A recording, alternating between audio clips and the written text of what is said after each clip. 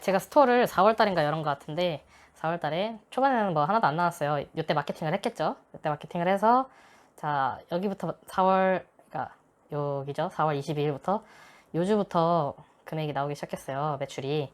그래서 요 4월 넷째 주째는 매출이 130만 원, 한 주에 130만 원 한 거예요. 이게 한 품목으로 한 주에 130만 원.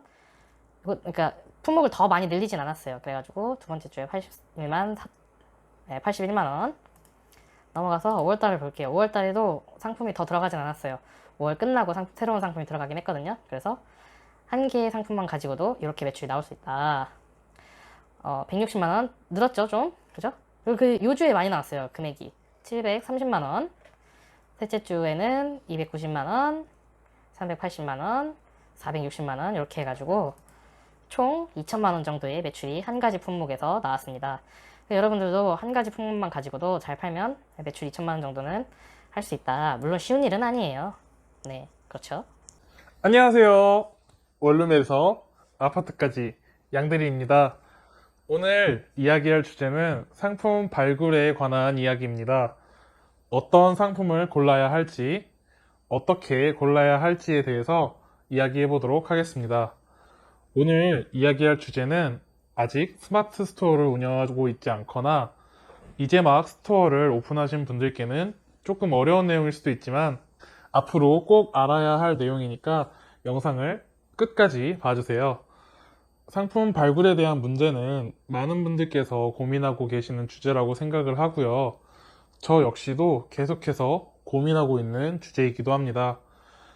다양한 상품이 올라오는 도매국이나 오너클랜 같은 위탁 판매 업체를 통해서 판매를 계속 하다가 보면은 공급사, 위탁 판매 업체, 내 사업체로 이어지는 구조가 아니라 공급사나 제조사와 바로 컨택을 해서 내 사업체로 바로 이렇게 이어지는 구조로 만들면 어떨까 하는 생각이 아주 자주 들게 됩니다. 실제로 공급사나 제조사에서 바로 내 사업체로 들어오는 구조라면 단가를 많이 낮출 수 있는 기회이기도 합니다. 좋은 상품 한 개만 가지고도 월 2천에서 3천만 원 정도의 매출은 뭐 이제 쉽게 만들 수도 있는데요. 저도 많은 상품을 판매하는 것이 아니라 10개 정도의 상품이 시즌마다 돌아가면서 월 3천만 원 정도의 매출을 올리고 있습니다. 보통 진짜 수익은 이런 상품 한 개나 두 개에서 거의 다 나온다고 보시면 됩니다. 여러분은 상품을 어떻게 찾으시나요? 저는 크게 세 가지 단계로 상품을 이제 고르고 선택합니다. 첫 번째는 키워드 검색량입니다. 메인 키워드와 서브 키워드의 검색량을 확인하는 건데요. 먼저 판매하고 싶은 상품을 네이버 광고, 키워드 도구나 아이템 스카우트 같은 키워드 분석 사이트에서 검색을 해봅니다. 예를 들어 신선식품을 검색해 볼게요. 사과, 토마토, 귤, 감자 등 이렇게 메인 키워드 검색을 해봅니다. 메인 키워드를 검색하는 이유는 메인 키워드의 검색량이 높아야 서브 키워드의 검색량도 자연스럽게 높기 때문입니다. 물론 메인 키워드의 검색량이 높다고 서브 키워드의 개수가 많거나 좋은 서브 키워드가 있는 건 아닙니다.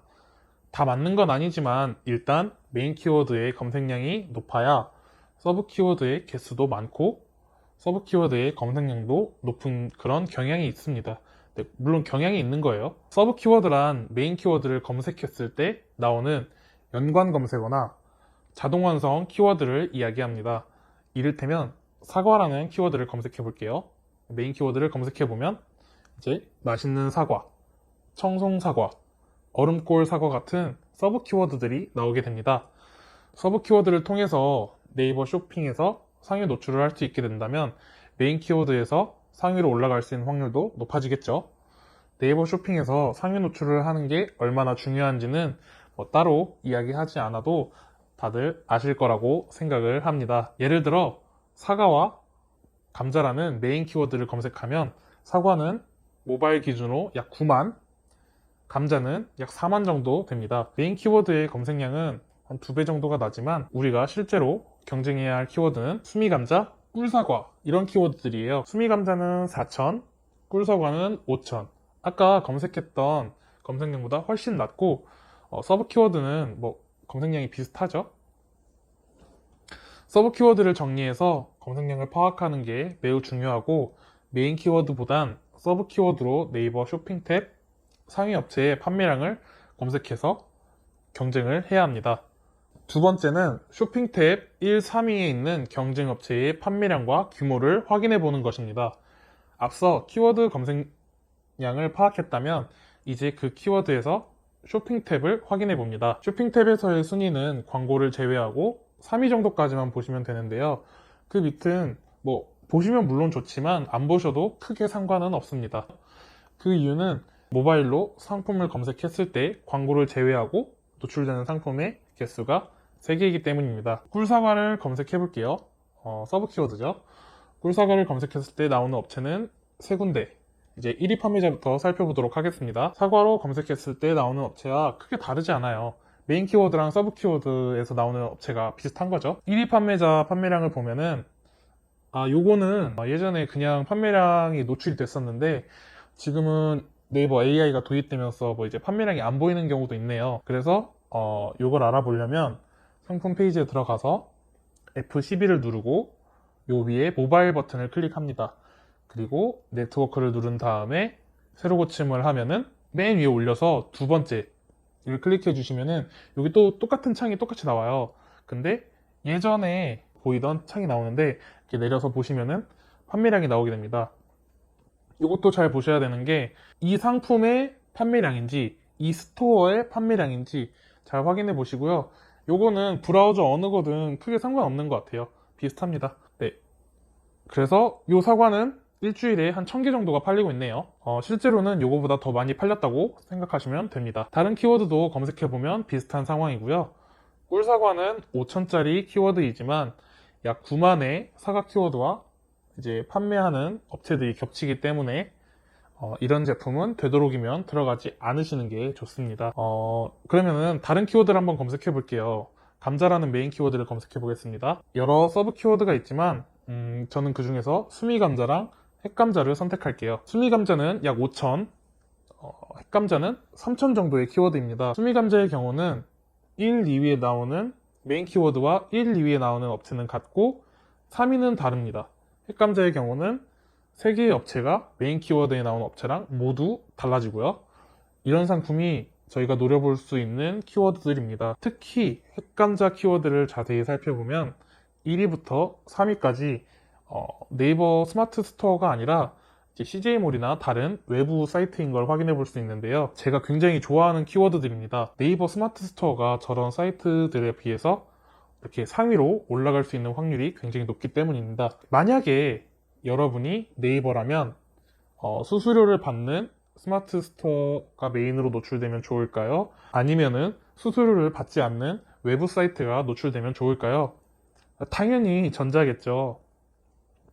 그리고 이건 단순히 제 추론이 아니라 2년 이상의 스마트 스토어 운영 경험으로 보았을 때 이런 키워드들은 스마트 스토어가 상위로 노출될 확률이 굉장히 높았습니다. 핵감자? 이 키워드 괜찮은데요? 수미감자도 마찬가지로 3위 업체가 스마트 스토어가 아닌 것으로 보이죠? 저는 이 키워드들 해볼 만하다고 생각이 됩니다. 이렇게 메인 키워드와 서브 키워드를 비교해서 그 상품의 숨겨진 가치를 파악하는 게 상품 발굴의 핵심입니다. 세 번째는 광고가 걸렸는지 안 걸렸는지 이렇게 확인해 보는 건데요. 두 번째까지만 이제 해도 정말 좋은 상품, 좋은 키워드를 발굴했다고 생각하지만 그 다음에 쇼핑 광고가 걸려 있는지 안 걸려 있는지 확인을 해보세요. 1페이지에 노출되는 쇼핑 광고 수는 모바일에서 2개, PC에서 4개입니다. 만약에 광고가 4개 이하로 걸려 있다면 다른 사람들이 발굴하지 않은 꿀 키워드 상품이죠. 광고 가격은 겨우 클릭당 50원입니다. 만약 광고가 걸려있지 않다면 아예 노출이 안 되는 키워드일 수도 있고요.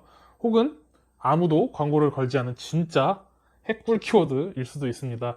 그런 경우는 많이 없어요, 사실. 근데 있긴 있습니다. 상품명에 서브 키워드를 넣어서 쇼핑 광고를 걸었는데도 노출이 안 된다. 그러면은 네이버 광고 담당자에게 전화를 한번 해보세요.